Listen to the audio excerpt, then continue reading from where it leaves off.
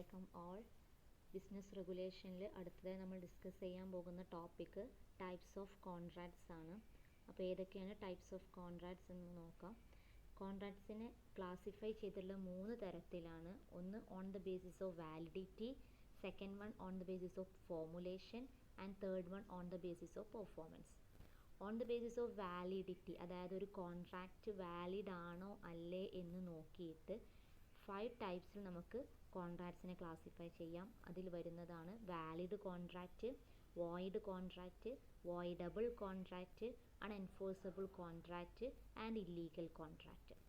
Then ഒരു contract form ചെയ്യുന്നതിൻ്റെ ബേസിൽ നമുക്ക് 3 ക്ലാസിഫിക്കേഷൻ ആക്കി മാറ്റാം. Express contract, implied contract and quasi contract. Then കോൺട്രാക്റ്റിൻ്റെ പെർഫോമൻസിൻ്റെ ബേസിൽ executed contract, executory contract, unilateral contract and bilateral contract. ഇതാണ് ഡിഫറെൻറ്റ് ടൈപ്സ് ഓഫ് കോൺട്രാക്ട്സ് വരുന്നത്. ഇനി അതിൽ ഓരോന്നും എന്താണെന്ന് നമുക്ക് നോക്കാം. First one, valid contract. A contract which satisfies all the legal requirements laid down in section 10 of the act is A valid contract. അതായത് ഒരു കോൺട്രാക്റ്റിന് നിർബന്ധമായി ഉണ്ടായിരിക്കേണ്ട എലമെൻറ്റ്സ് നമ്മൾ ഓൾറെഡി ഡിസ്കസ് ചെയ്തു. അതിൽ നമ്മൾ സെക്ഷൻ 10 പറഞ്ഞിട്ടുണ്ടായിരുന്നു. ആ സെക്ഷൻ 10 പ്രകാരം ഒരു കോൺട്രാക്റ്റിന് ഉണ്ടായിരിക്കേണ്ട എല്ലാ എലമെൻസുമുള്ള ഒരു കോൺട്രാക്റ്റാണ് ആക്ച്വലി എന്ത് കോൺട്രാക്റ്റ്? Valid contract. സോ ഒരു കോൺട്രാക്റ്റ് വാലിഡ് ആവണം എന്നുണ്ടെങ്കിൽ സെക്ഷൻ 10 പ്രകാരം പറഞ്ഞ കാര്യങ്ങളെല്ലാം അതിനുണ്ടായിരിക്കണം. അങ്ങനെ സെക്ഷൻ 10 പ്രകാരം പറഞ്ഞ കാര്യങ്ങൾ ഫുൾഫിൽ ചെയ്തിട്ടുള്ള ഒരു കോൺട്രാക്റ്റിനെ നമുക്ക് വാലിഡ് കോൺട്രാക്റ്റ് എന്ന് വിളിക്കാം. അതല്ല ഈ പറഞ്ഞ സെക്ഷൻ 10 എലമെൻസിൽ ഏതെങ്കിലും ഒന്ന് മിസ്സായിട്ടുണ്ടെങ്കിൽ അത് വാലിഡ് കോൺട്രാക്റ്റ് അല്ല. അത് ഒന്നുകിൽ വോയിഡ്, അതല്ലെങ്കിൽ വോയിഡബിൾ, അതല്ലെങ്കിൽ ഇല്ലീഗൽ, അതുമല്ലെങ്കിൽ അൺഎൻഫോഴ്സബിൾ കോൺട്രാക്റ്റ് ആണ് ആവുക. സോ സെക്ഷൻ 10 പ്രകാരം പറഞ്ഞിട്ടുള്ള എലമെൻറ്റ്സ് അല്ലെങ്കിൽ കണ്ടീഷൻസ് സാറ്റിസ്ഫൈ ചെയ്തിട്ടുള്ള ഒരു കോൺട്രാക്റ്റ് വാലിഡ് കോൺട്രാക്റ്റ് ആയിരിക്കും. Then second one, void contract. Void എന്ന് പറഞ്ഞാൽ word meaning not binding in law, അതായത് നിയമപ്രകാരം അല്ലാത്ത കോൺട്രാക്റ്റാണ് void contract. Section 2J defines that a contract which ceases to be enforceable by law becomes void when it ceases to be enforceable. അതായത് നിയമപരമായി മുന്നോട്ട് കൊണ്ടുപോകാത്ത അല്ലെങ്കിൽ നിയമസാധുത ഇല്ലാത്ത ഒരു കോൺട്രാക്റ്റിനെയാണ് നമ്മൾ വോയിഡ് കോൺട്രാക്റ്റ് എന്ന് പറയുന്നത്. അപ്പോൾ നിയമസാധുത ഇല്ലാത്ത കോൺട്രാക്റ്റ് എന്ന് പറയുമ്പോൾ അതുമായി ബന്ധപ്പെട്ട് എന്തെങ്കിലും പ്രശ്നങ്ങൾ വരികയാണെങ്കിൽ നമുക്ക് കോടതിയിൽ പോയി നമുക്ക് നേടിയെടുക്കാൻ കഴിയില്ല. സോ എൻഫോഴ്സബിൾ അല്ലാത്ത അല്ലെങ്കിൽ എൻഫോഴ്സ് ചെയ്യാൻ ആവശ്യമായ സെക്ഷൻ 10 പറഞ്ഞ കാര്യങ്ങളൊന്നും ഇല്ല എന്നുണ്ടെങ്കിൽ അതെന്താവുന്നില്ല? എൻഫോഴ്സബിൾ ആവുന്നില്ല. സോ എൻഫോഴ്സബിൾ അല്ലാത്ത ഒരു കോൺട്രാക്റ്റാണ് വോയിഡ് കോൺട്രാക്റ്റ് എന്ന് പറയുന്നത്. ഇവിടെ എന്തിനാണ് ഇങ്ങനെ വോയിഡ് കോൺട്രാക്റ്റിന് പ്രത്യേകം പറയേണ്ട കാര്യം എന്താണെന്ന് വെച്ചാൽ, ചില കോൺട്രാക്ട്സുകൾ ഫോം ചെയ്യുമ്പോൾ വാലിഡ് ആയിരിക്കും, പക്ഷേ പിന്നീടുള്ള ചില സിറ്റുവേഷൻസിൻ്റെ ബേസിൽ ഈ പറഞ്ഞ കണ്ടീഷൻസിൽ ഏതെങ്കിലും ഒന്ന് മിസ്സാവാനുള്ള ചാൻസ് ഉണ്ട്. അത്തരം കേസിലാണ് വോയിഡ് കോൺട്രാക്ട്സുകൾ മെയിനായിട്ടും ഉയർന്നു വരുന്നത്. ഈ എക്സാമ്പിൾ നോക്കിയാൽ തന്നെ മനസ്സിലാവും. A contract between a citizen of Pakistan and India is valid contract during peace. But if war breaks out between the 2 countries the agreement become void contract. സോറിയുടെ മിസ്റ്റേക്കാണ്, വോയിഡ് കോൺട്രാക്റ്റ് ആണ്. അതായത് ഒരു കോൺട്രാക്റ്റ് ഒരു ഇന്ത്യക്കാരനും ഒരു പാകിസ്ഥാനിയും കൂടി ഒരു അഗ്രിമെൻ്റ് എൻ്റർ ചെയ്താൽ നോർമൽ കേസിൽ ആ കോൺട്രാക്റ്റ് വാലിഡ് കോൺട്രാക്റ്റ് തന്നെയാണ്. പക്ഷേ സപ്പോസ് ഇന്ത്യക്കും പാകിസ്ഥാനും ഇടയിൽ യുദ്ധം വരികയാണ് എന്നുണ്ടെങ്കിൽ അവിടെ അത് വാലിഡ് ആയിട്ട് കൺസിഡർ ചെയ്യാൻ കഴിയില്ല. കാരണം നമ്മൾ സെക്ഷൻ 10 പറയുന്നുണ്ട് പാർട്ടീസ് കോമ്പിറ്റൻ്റ് ആവണം എന്നുള്ളത്. കോമ്പിറ്റൻ്റ് പാർട്ടീസിൽ നമ്മൾ മൈനർ ആവരുത്, ലുനാറ്റിക് ആവരുത് എന്നൊക്കെ പറഞ്ഞപ്പോൾ അവിടെ ഒരു പോയിന്റ് കൂടി പറഞ്ഞിട്ടുണ്ടായിരുന്നു, ഒരു ആലിയൻ എനിമി ആവരുത് എന്നുള്ളത്. അതായത് യുദ്ധം ഡിക്ലെയർ ചെയ്താൽ ഒരു വിദേശി എന്ന് പറയുന്നത് ശത്രുവാണ്. സോ ഇവിടെ നോർമൽ കേസിൽ പാകിസ്ഥാനി ഇന്ത്യക്കാരനും തമ്മിൽ അഗ്രിമെൻറ്റ് വാലിഡ് ആയിരുന്നെങ്കിലും യുദ്ധം വന്നതുകൊണ്ട് മാത്രമാണ് ഒരു ഇന്ത്യക്കാരന് പാകിസ്ഥാനിക്കാരന് ഏലിയൻ എനിമി ആവുന്നത്. സോ അത്തരം കേസിൽ വാലിഡ് ആയിരുന്ന ആ കോൺട്രാക്റ്റ് പിന്നീട് വാലിഡ് അല്ലാതെയാവും. സോ ഈ കേസിലാണ് വോയിഡ് കോൺട്രാക്റ്റ് ഉയർന്നു വരുന്നത്. അത്തരം കോൺട്രാക്റ്റുകളാണ് വോയിഡ് കോൺട്രാക്റ്റുകളായി മാറുന്നത്. ഓക്കെ, അപ്പോൾ ഒരു കോൺട്രാക്റ്റ് എപ്പോഴാണോ എൻഫോഴ്സിബിൾ അല്ലാതെയാകുന്നത് അപ്പോൾ അതിനെ വോയിഡ് കോൺട്രാക്റ്റ് എന്ന് നമുക്ക് വിളിക്കാം. അതാണ് സിംപ്ലി വോയിഡ് കോൺട്രാക്റ്റ് എന്താണെന്ന് മനസ്സിലാക്കേണ്ടത്. അടുത്തത് പറയുന്നത് void able contract. According to section 2I, an agreement which is enforceable by law at the option of one or more of the parties thereto, but not at the option of other or others, is a voidable contract. അതായത് ഇപ്പോൾ നമ്മളൊരു കോൺട്രാക്റ്റിൽ രണ്ട് parties, ഇപ്പോൾ normal case രണ്ട് parties ഉണ്ടെങ്കിൽ അതിലേതെങ്കിലും ഒരു പാർട്ടിയുടെ option പ്രകാരം ആണ് ആ കോൺട്രാക്റ്റ് എൻഫോഴ്സിബിൾ ആകുന്നത് എന്നുണ്ടെങ്കിൽ അത്തരം കോൺട്രാക്റ്റിനെയാണ് വോയിഡബിൾ കോൺട്രാക്റ്റ് എന്ന് പറയുന്നത്. അതായത് ഈ എക്സാമ്പിൾ നോക്കിയാൽ മനസ്സിലാവും. A threatens to kill B if he does not give him a loan of ₹50,000 for 25 years. B gives the loan. This is a voidable contract as consent of B is obtained by coercion. അതായത് A ബിയെ ഭീഷണിപ്പെടുത്തിക്കൊണ്ട് പറയണം എനിക്ക് 50,000 രൂപയുടെ loan തരണം, അല്ലെങ്കിൽ ഞാനിപ്പോൾ തന്നെ കൊല്ലുമെന്ന് പറഞ്ഞിട്ട് അല്ലെങ്കിൽ ഷൂട്ട് ചെയ്യുമെന്ന് പറഞ്ഞിട്ട് ഭീഷണിപ്പെടുത്തുകയാണ് വിചാരിക്കാം. ആ ഭീഷണിയിൽ പേടിച്ചുകൊണ്ട് ബി അദ്ദേഹത്തിന് ലോണ് കൊടുക്കുകയാണ്. ദെൻ ഈ ലോണ് നോർമൽ കേസിൽ അത് ഇവിടെ നമ്മൾ പറഞ്ഞിട്ടുണ്ടായിരുന്നു ഫ്രീ കൺസെൻറ്റ് ഓഫ് പാർട്ടീസ് വേണമെന്നുള്ളത്. ഇവിടെ എങ്ങനെയാണ് ബീൻ്റെ കൺസെൻറ്റ് ഫ്രീ ആയിട്ട് ഒബ്റ്റെയിൻ ചെയ്തതല്ല, അയാളെ ഭീഷണിപ്പെടുത്തിയിട്ടാണ്. അതായത് കൺസെൻറ്റ് ബൈ കൊയേഷൻ ആണ്. അങ്ങനെ കൊയേഷൻ വഴി കിട്ടിയ കൺസെൻറ്റ് എന്ന് പറഞ്ഞാൽ ഫ്രീ കൺസെൻറ്റ് അല്ല. പക്ഷേ ഈ ഒരു കേസിൽ ബിക്ക് വേണമെന്നുണ്ടെങ്കിൽ പ്രോബ്ലംസ് ഒന്നും ഇല്ല, കുഴപ്പമില്ല, ഈ അഗ്രിമെൻ്റ് ഇങ്ങനെ മുന്നോട്ട് പോകാമെന്ന് വേണമെന്നുണ്ടെങ്കിൽ പറയാം. അതായത് ആ കോൺട്രാക്റ്റ് എൻഫോഴ്സിബിൾ ആകണമെന്നുണ്ടെങ്കിൽ ആര് വിചാരിക്കണം? ഈ മിസ്റ്റർ ബി വിചാരിക്കണം. അങ്ങനെ ഒരു പാർട്ടിയുടെ ഓപ്ഷൻ പ്രകാരമാണ് ഒരു കോൺട്രാക്റ്റ് എൻഫോഴ്സിബിൾ ആകുന്നത് എന്നുണ്ടെങ്കിൽ അതിനെയാണ് വോയിഡബിൾ കോൺട്രാക്റ്റ് എന്ന് പറയുന്നത്. ഡെഫിനിഷൻ ഒന്നുകൂടി നോക്കിയാൽ മനസ്സിലാവും. An agreement which is enforceable by law at the option of one or more of the parties thereto but not at the option of the other or others is a voidable contract. അപ്പോൾ രണ്ട് opposing parties ഉണ്ടെങ്കിൽ അതിൽ ഒരു പാർട്ടിയുടെ option പ്രകാരം മാത്രമാണ് ഒരു contract enforceable ആകുന്നത് എന്നുണ്ടെങ്കിൽ അത് വോയിഡബിൾ കോൺട്രാക്റ്റ് ആണ്. ഇത്തരം വോയിഡബിൾ കോൺട്രാക്റ്റ് മെയിൻ ആയിട്ട് വരുന്നത് ഈ പറയുന്ന consent, coercion, undue influence, misrepresentation, fraud അങ്ങനെയുള്ള കേസുകൾ ഒബ്റ്റെയിൻ ചെയ്തതാകുമ്പോഴാണ്.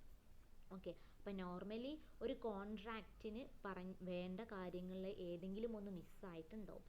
അതാണ് ഇവിടെ മിസ്സായ കാര്യം. എന്താണ്? വോയിഡബിൾ കോൺട്രാക്റ്റിൻ്റെ കേസിൽ ഇവിടെ മിസ്സായി എന്ന് പറയും. ഒരു എക്സാമ്പിളിൽ മിസ്സായി പറഞ്ഞ കാര്യം ഫ്രീ കൺസെൻറ്റ് ഇല്ല എന്നുള്ളതാണ്. സോ അവിടെ അഗ്രീഡ് പാർട്ടിയാണ് ഈ പറയുന്ന മിസ്റ്റർ ബി. ഈ മിസ്റ്റർ ബീൻ്റെ ഓപ്ഷൻ പ്രകാരമാണ്, അല്ലെങ്കിൽ അഗ്രീഡ് പാർട്ടിയുടെ ഓപ്ഷൻ പ്രകാരമാണ് ആ കോൺട്രാക്റ്റ് പിന്നീട് എൻഫോഴ്സിബിൾ ആയി മാറുന്നത്. സോ അങ്ങനെ ഒരു പാർട്ടിയുടെ ഓപ്ഷൻ പ്രകാരം മാത്രം എൻഫോഴ്സിബിൾ ചെയ്യാൻ കഴിയുന്ന കോൺട്രാക്റ്റുകളെയാണ് വോയിഡബിൾ കോൺട്രാക്റ്റ് എന്ന് പറയുന്നത്. The next one, unenforceable contract. An unenforceable contract is that which is valid and enforceable, but for certain technical defect such as want of proof, expiry of the period within which is enforceable, absence of writing, registration and attestation, insufficient stamp, etc., it become unenforceable. അതായത് ഒരു contract valid ആണ്, പക്ഷേ അതിന് വേണ്ട ചില technical കാര്യങ്ങൾ, അതായത് നമ്മൾ രജിസ്ട്രേഷൻ, സ്റ്റാമ്പിങ് എന്നൊക്കെ പറഞ്ഞാൽ ചില ലീഗൽ റിക്വയർമെൻറ്റ്സ് ചില കോൺട്രാക്റ്റിൻ്റെ കേസിൽ വേണ്ടി വരും. അങ്ങനെയാണെങ്കിൽ അതും കൂടി ഫുൾഫിൽ ചെയ്യണം എന്നുള്ളത് നമ്മൾ എലമെൻറ്റ്സ് പറഞ്ഞിട്ടുണ്ടായിരുന്നു, ലീഗൽ റിക്വയർമെൻറ്റ്സ്. അത്തരത്തിലുള്ള ഏതെങ്കിലും ഒരു റിക്വയർമെൻറ്റ്സ്, അതായത് ടെക്നിക്കൽ ഡിഫക്ട്സ് വന്നതിൻ്റെ പേരിൽ മാത്രം ആ കോൺട്രാക്റ്റ് എൻഫോഴ്സ് ചെയ്യാൻ കഴിയുന്നില്ല എന്നുണ്ടെങ്കിൽ അത്തരം കോൺട്രാക്റ്റിനെയാണ് അൺഎൻഫോഴ്സബിൾ കോൺട്രാക്റ്റ് എന്ന് പറയുന്നത്.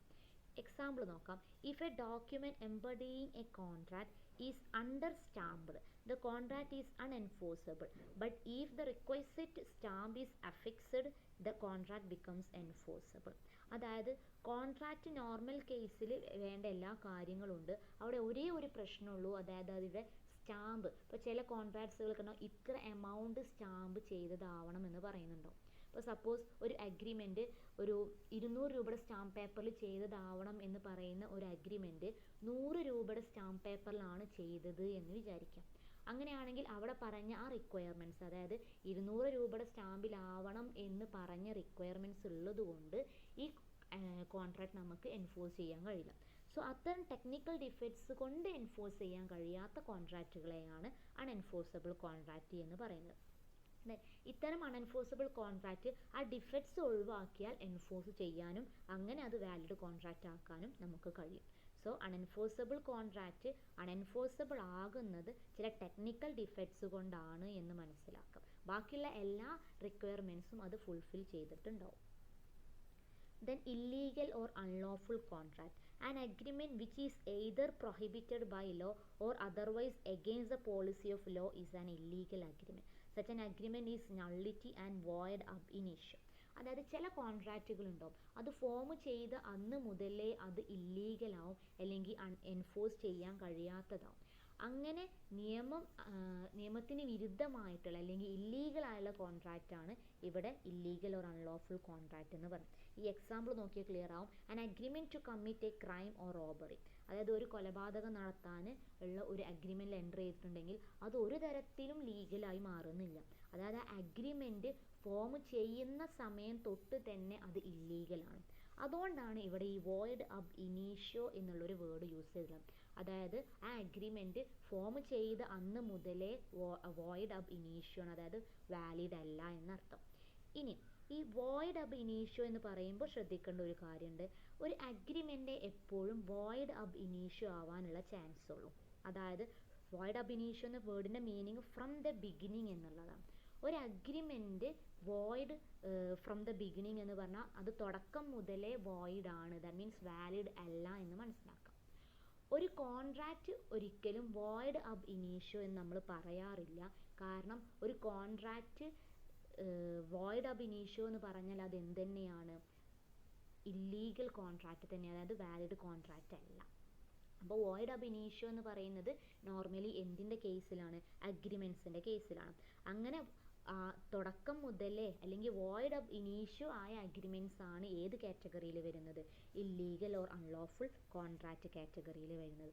അതിന് ഒരു തരത്തിലും നിയമസാധുത ഉണ്ടാവില്ല. അതാണ് ഇല്ലീഗൽ അല്ലെങ്കിൽ അൺലോഫുൾ കോൺട്രാക്റ്റ് എന്ന് പറയുന്നത്. ഇത്രയാണ് വാലിഡിറ്റി ബേസിൽ നമുക്ക് കോൺട്രാക്ട്സിനെ ക്ലാസിഫൈ ചെയ്യാനുള്ളത്. അടുത്തത് പറയുന്നത് express contract. An express contract is that which is made in writing or by the words of mouth. അതായത് ഒരു കോൺട്രാക്റ്റ് വാക്കാലോ അല്ലെങ്കിൽ ബൈ വേർഡ്സോ എക്സ്പ്രസ് ചെയ്തിട്ടുണ്ടെങ്കിൽ അതിനെയാണ് എക്സ്പ്രസ് കോൺട്രാക്റ്റ് എന്ന് പറയുന്നത്. എല്ലാ കോൺട്രാക്ട്സും റിട്ടൺ ആവണമെന്നില്ല, ഓറൽ അഗ്രിമെൻറ്റ്സും ഉണ്ടാകാറുണ്ട്.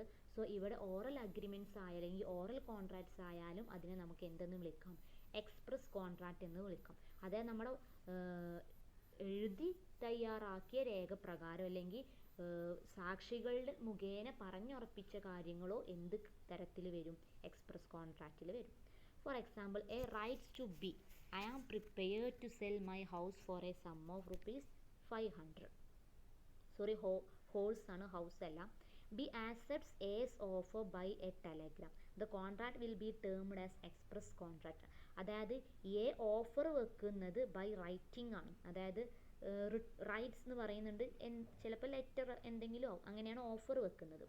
സോ ആ ഓഫർ ബി ആക്സെപ്റ്റ് ചെയ്യുന്നത്, കമ്മ്യൂണിക്കേറ്റ് ചെയ്യുന്നത് ടെലഗ്രാം വഴിയാണ്. സോ ഇവിടെ അവർ എന്താണ്, എക്സ്പ്രസ് ചെയ്തിട്ടുണ്ട്, അവർ പരസ്പരം കമ്മ്യൂണിക്കേറ്റ് ചെയ്തിട്ടുണ്ട്, പറഞ്ഞുറപ്പിച്ചിട്ട് എൻ്റർ ചെയ്തിട്ടുള്ള ഒരു കാര്യമാണ്. അതുകൊണ്ടാണ് എക്സ്പ്രസ് കോൺട്രാക്റ്റ് എന്ന് പറയുന്നത്. Next one, implied contract. An implied contract is one which arises out of acts or conduct of the parties or out of the dealings between them. അതായത് ചില കാര്യങ്ങൾ നമ്മൾ പറയാതെ തന്നെ നമ്മൾ ചില കോൺട്രാക്ട്സിൻ്റെ ഭാഗമായി മാറാറുണ്ട്. അത്തരം കോൺട്രാക്ട്സുകളാണ് ഇംപ്ലൈഡ് കോൺട്രാക്റ്റ് എന്ന് പറയുന്നത്. അവിടെ നമ്മൾ വാക്കാൽ പറയുകയോ അല്ലെങ്കിൽ ബൈ വേർഡ്സ് എഴുതുകയോ ചെയ്യുന്നില്ല. ഈ എക്സാമ്പിൾ നോക്കിയാൽ മനസ്സിലാവും. A takes A seat in A bus. There is an implied contract that he will pay the prescribed fare for taking him into destination.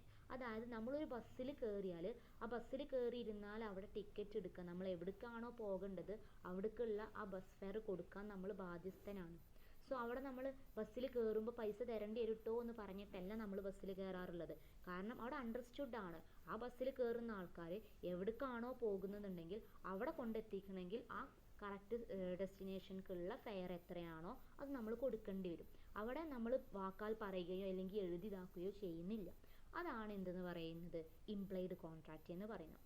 Okay, അപ്പോൾ എക്സ്പ്രസ് ചെയ്യാത്തൊരു കോൺട്രാക്റ്റ് ആണെങ്കിൽ അത് ഇംപ്ലൈഡ് കോൺട്രാക്റ്റ് ആണ്. അവിടെ കോൺട്രാക്റ്റ് ഫോം ചെയ്യുന്നത് നമ്മുടെ acts അല്ലെങ്കിൽ നമ്മുടെ ബിഹേവിയറോ അതല്ലെങ്കിൽ നമ്മൾ ചെയ്യുന്ന ഡീലിങ്സ് വഴിയോ നമ്മൾ ആ കോൺട്രാക്റ്റിൻ്റെ ഭാഗമായിട്ട് മാറുകയാണ് ചെയ്യുന്നത്. അത്തരം കോൺട്രാക്റ്റുകളാണ് ഇംപ്ലൈഡ് കോൺട്രാക്റ്റ് എന്ന് പറയുന്നത്. Next one, quasi contract. Under certain circumstances, law itself creates legal rights and obligations against the parties. These obligations are known as quasi contract. അത് ചില കേസുകളിൽ നമ്മൾ നിയമപരമായി നമ്മൾ ചെയ്യേണ്ട ചില ബാധ്യതകളുണ്ടാവും. ചിലർക്ക് ചില റൈറ്റ്സും ഒബ്ലിഗേഷൻസും നിയമം മൂലം വന്നു ചേരും.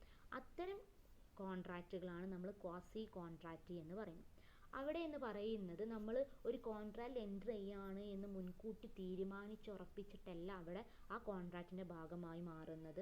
അത് നമ്മൾ പ്രതീക്ഷിക്കാതെ അല്ലെങ്കിൽ നമ്മൾ മുൻകൂട്ടി വിചാരിക്കാതെ അതിൻ്റെ ഭാഗമായി എത്തിപ്പെടുന്നതാണ്.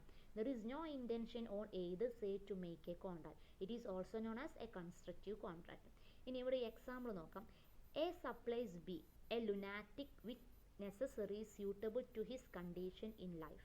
A is entitled to be reimbursed from B's property. അതായത് എ എന്ന് പറഞ്ഞ ആൾ ബിക്ക് വേണ്ട എല്ലാ കാര്യങ്ങളും സൗകര്യങ്ങളും അയാളുടെ ലൈഫുമായി ബന്ധപ്പെട്ട് അയാൾക്ക് വേണ്ട കണ്ടീഷൻസൊക്കെ ഒരുക്കി കൊടുക്കുന്ന ഒരാണ്. ഇവിടെ ബി എന്ന് പറയുന്ന ആൾ ലുനാറ്റിക് ആയതുകൊണ്ട് ബിക്ക് പ്രോപ്പർട്ടീസ് ഉണ്ടെങ്കിൽ ആ ബിൻ്റെ പ്രോപ്പർട്ടീസിൽ നിന്ന് എക്ക് റിക്കവർ ചെയ്യാനുള്ള റൈറ്റ് ഉണ്ട്. അത് നിയമം അനുശാസിക്കുന്നതാണ്.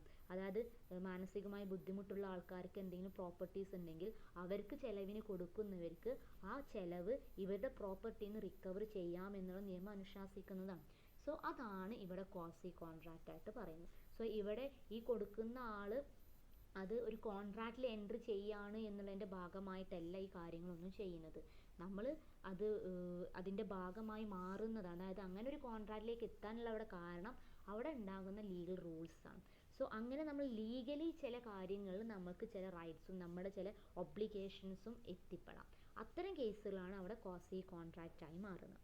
ഇനി വേറൊരു എക്സാമ്പിൾ കൂടി കൊടുത്തിട്ടുണ്ട്. The finder of lost goods is under an obligation to find out the true owner and return the goods. അതായത് നമുക്ക് എന്തെങ്കിലും സാധനങ്ങൾ വീണ് കിട്ടിയാൽ ആ സാധനം നമുക്ക് അയാളുടെ ആ പ്രോപ്പർട്ടിയുടെ കറക്റ്റ് ആൾക്ക് അതിൻ്റെ ഓണർക്ക് എത്തിച്ചു കൊടുക്കുക എന്നുള്ള ബാധ്യത നമുക്ക് വരുന്നുണ്ട്. അവിടെ എന്ന് പറയുന്നത് നമ്മളൊരു അഗ്രിമെൻറ്റ് ഫോം ചെയ്യണം വിചാരിച്ചുകൊണ്ട് ഫോം ചെയ്യുന്നതല്ല. നമുക്ക് അങ്ങനെ ഒരു പ്രോപ്പർട്ടി നമ്മുടെ കയ്യിൽ വന്ന് പെട്ടതുകൊണ്ട് അല്ലെങ്കിൽ അങ്ങനെ സാധനം നമ്മുടെ കയ്യിൽ വീണ് കിട്ടിയതുകൊണ്ട് നമ്മൾ അതിൻ്റെ ഓണറെ കണ്ടെത്താനും അത് അയാൾക്ക് എത്തിച്ചു കൊടുക്കാനും വേണ്ടി നോക്കുന്നതാണ്. സോ അവിടെ എങ്ങനെയല്ല, നമ്മുടെ ഇൻറ്റൻഷൻ പ്രകാരം നമ്മൾ കോൺട്രാക്റ്റിലേക്ക് എത്തുന്നതല്ല.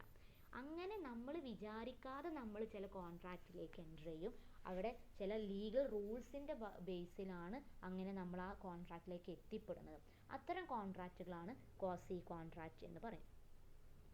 The next one, executed contract. When a contract has been completely performed, it is termed as executed contract.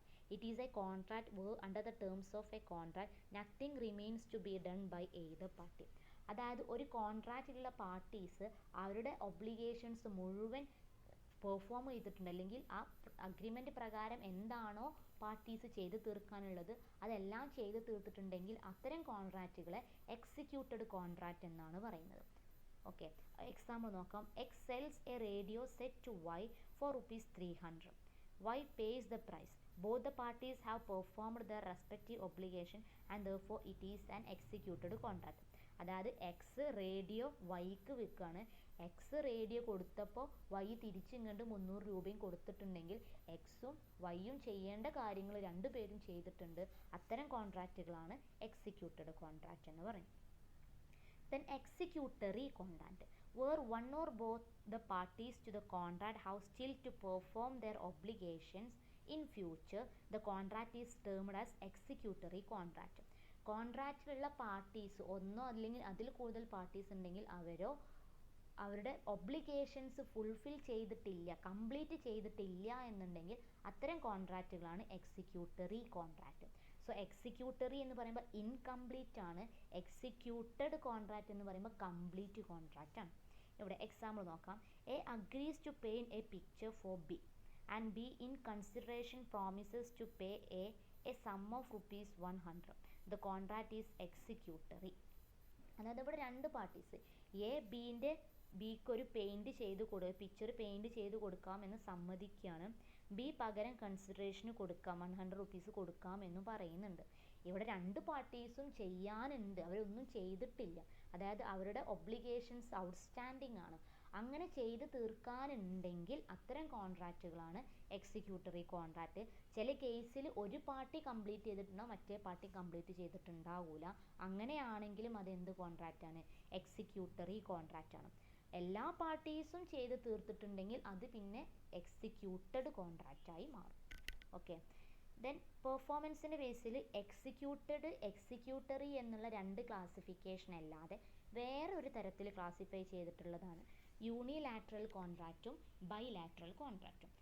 അതിൽ യൂണിലാറ്ററൽ അല്ലെങ്കിൽ വൺ സൈഡഡ് കോൺട്രാക്റ്റ് എന്ന് പറഞ്ഞാൽ a unilateral contract is one sided contract in which only one party has perform his promise or obligation to do or forbear. അതായത് കോൺട്രാക്റ്റിൽ ഒരു party complete ചെയ്തിട്ടുണ്ട്, മറ്റൊരു party ഇനിയും ചെയ്യാനാണ് എന്നുണ്ടെങ്കിൽ അതാണ് യൂണിലാറ്ററൽ കോൺട്രാക്റ്റ്. അതായത് നമ്മൾ പറഞ്ഞ എക്സിക്യൂട്ടറി കോൺട്രാക്റ്റ് പോലെ തന്നെയാണ് യൂണിലാറ്ററൽ കോൺട്രാക്റ്റ്. വൺ സൈഡേ കംപ്ലീറ്റ് ഉള്ളൂ, വൺ സൈഡ് ഇനിയും ചെയ്യാനുണ്ട് എന്നാണ് മനസ്സിലാക്കേണ്ടത്. എക്സാമ്പിൾ നോക്കാം. A coolie puts B's luggage in the carriage. The contract comes into existence as soon as the luggage is put. It is now for B to perform his obligation by paying the charges to the coolie. അതായത് ഒരു കൂലി വർക്കറാണ് A എന്ന് പറയുന്നത്. ആ A ബീൻ്റെ luggage എടുത്ത് B പറഞ്ഞ സ്ഥലത്ത് കൊണ്ടെത്തിച്ചു. Then അവിടെ എ ചെയ്യേണ്ട കാര്യം ചെയ്തിട്ടുണ്ട്, പക്ഷേ ഇനി ആര് ചെയ്യാനുണ്ട്? ബി അതിന് വേണ്ട ചാർജ് കൊടുക്കാനുണ്ട്. അപ്പോൾ ഒരു പാർട്ടി കംപ്ലീറ്റ് ചെയ്തിട്ടുണ്ട്, മറ്റേ പാർട്ടി ചെയ്യാനുണ്ട് ഇനിയും. അതുകൊണ്ടാണ് വൺ സൈഡഡ് കോൺട്രാക്റ്റ് അല്ലെങ്കിൽ യൂണിലാറ്ററൽ കോൺട്രാക്റ്റ് എന്ന് പറയുന്നത്. അടുത്തത് bilateral contract. A bilateral contract is one in which both the parties have to perform the respective promises or obligation to do forbear. അതായത് ഒരു കോൺട്രാക്റ്റിൽ രണ്ട് പാർട്ടീസിന് പെർഫോം ചെയ്യാനുണ്ടെങ്കിൽ അതാണ് ബൈലാറ്ററൽ കോൺട്രാക്റ്റ്. നമ്മൾ എക്സിക്യൂട്ടറും perform ചെയ്തതിൻ്റെ ബേസിലാണ് നമ്മൾ പറയുന്നുണ്ടെങ്കിൽ യൂണിലാറ്ററും ബൈലാറ്ററും ചെയ്യാനുള്ളത് നോക്കിയിട്ടാണ് പറയുന്നത് എന്നുള്ളതാണ് difference.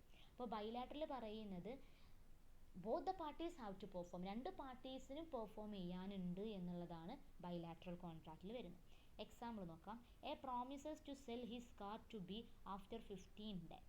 B promises to their price on the delivery of the car. The contract is bilateral as obligations of both the parties are outstanding at the time of formation of contract. Contract form ചെയ്യുന്ന സമയത്ത് രണ്ട് പാർട്ടീസും അവരുടെ obligations ചെയ്ത് തീർക്കാനുണ്ട്, രണ്ടാളും ഒന്നും ചെയ്തിട്ടില്ല. Both the parties have outstanding obligations. അതുകൊണ്ടാണ് ഇതിനെ ബൈലാറ്ററൽ കോൺട്രാക്റ്റ് എന്ന് പറയുന്നത്. ഓക്കെ, അപ്പോൾ ഇത്രയാണ് നമുക്ക് കോൺട്രാക്ട്സിൻ്റെ ടൈപ്സ് പറയാനുള്ളത്. Okay, thank you.